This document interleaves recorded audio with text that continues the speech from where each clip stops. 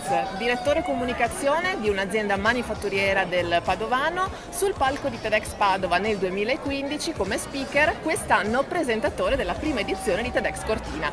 Qual è il tuo punto di vista da presentatore e che cosa puoi anticiparci?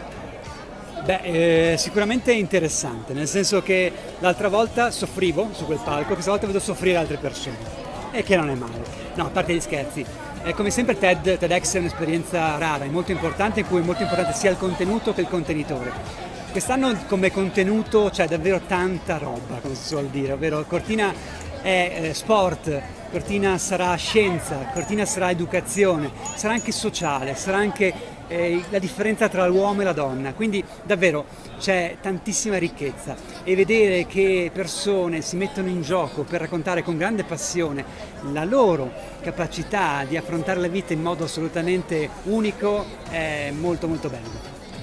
Bene, allora grande attesa e grandi aspettative per l'edizione, la prima edizione anzi di TEDx Cortina, che ricordiamo essere domani, sabato 19, il via sarà alle 14:30, questa sera entriamo un po' nell'atmosfera con la cena di gala, quindi andremo a conoscere in anteprima qualche speaker. Andiamo. Appuntamento a domani. Ok, ciao. Grazie Max.